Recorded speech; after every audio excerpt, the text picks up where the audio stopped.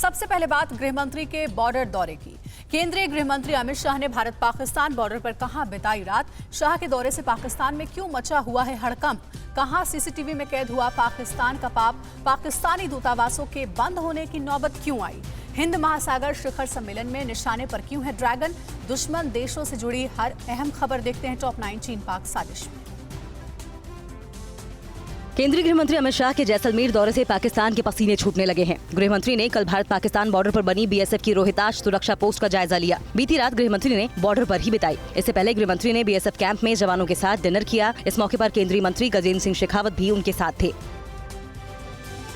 2 दिन के जैसलमेर दौरे पर पहुंचे गृह मंत्री अमित शाह ने कहा कि फरवरी के अंत तक सभी जवानों और उनके परिजनों को आयुष्मान कार्ड मिल जाएगा। बीएसएफ को अब तक करीब 4.5 लाख स्वास्थ्य कार्ड दिए जा चुके हैं। गृह मंत्री अमित शाह ने सैनिक सम्मेलन में जवानों को संबोधित करते हुए कहा, आप बॉर्डर पर जाग रहे हैं, इसलिए हम घर में चैन से सोते हैं। गृह मंत्री अमित शाह कुछ देर बाद जैसलमेर में आयोजित बीएसएफ के 57वें स्थापना दिवस समारोह पर आयोजित कार्यक्रम में शामिल होंगे। गृह मंत्री राइजिंग डे परेड की सलामी लेंगे। इस दौरान बीएसएफ के जवान कई हैरतअंगेज कार्यक्रमों का प्रदर्शन भी करेंगे। इसके बाद गृह मंत्री जयपुर के लिए रवाना हो जाएंगे। जम्मू कश्मीर के अवंतीपोरा में आतंकियों की कायराना करतूत की एक और तस्वीर सामने आई है, जिसमें घात लगाकर रेलवे पुलिसकर्मी पर हमला किया गया। सीसीटीवी तस्वीरों में साफ दिखाई दे रहा है कि एक आतंकी ने पंजगांव रेलवे स्टेशन पर तैनात एक पुलिसकर्मी पर हमला किया और उसके बाद भाग गया। गनीमत रही कि इस फायरिंग में रेलवे पुलिसकर्मी की जान बच गई। आतंकी को पकड़ने के लिए तलाशी अभियान जारी है। जल्द ही पाकिस्तान को विदेशों में अपने दूतावास बंद करने पड़ सकते हैं, क्योंकि उनके पास दूतावास के कर्मचारियों को सैलरी देने के लिए पैसे ही नहीं हैं। पाकिस्तान ने अमेरिका में अपने दूतावास के कर्मचारियों को 4 महीने से सैलरी नहीं दी है। इससे नाराज एक कर्मचारी ने इस्तीफा तक दे दिया था। इससे पहले सर्बिया के पाकिस्तानी दूतावास ने भी सैलरी नहीं मिलने पर अपने ऑफिशियल सोशल अकाउंट से इमरान सरकार पर निशाना साधा था, लेकिन पाकिस्तान सरकार ने उसे हैकर्स की करतूत कहा था।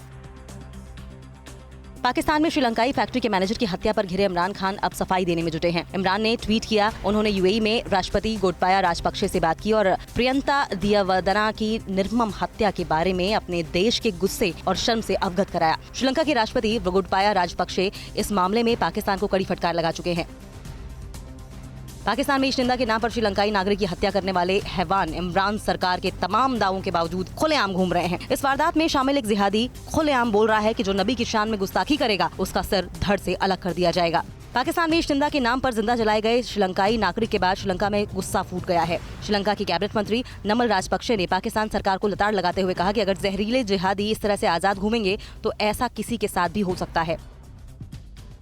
अबू धाबी में आयोजित हिंद महासागर शिखर सम्मेलन में विदेश मंत्री एस जयशंकर ने चीन पर निशाना साधा है। कहा कि चीन के उदय और उसकी बढ़ती क्षमताओं के परिणाम विशेष तौर पर गहरे हैं। विदेश मंत्री ने कहा कि एशिया में बढ़ते तनाव का असर हिंद महासागर पर पड़ा है। ग्लोबल वर्ल्ड में समुद्र और वायु क्षेत्र में उड़ान भरने की आजादी के साथ ही बिना रोक टोक के व्यापार का सम्मान किया जाना चाहिए। अड़ी सोमवार से शुक्रवार शाम 6 बजे सिर्फ TV9 भारतवर्ष पर।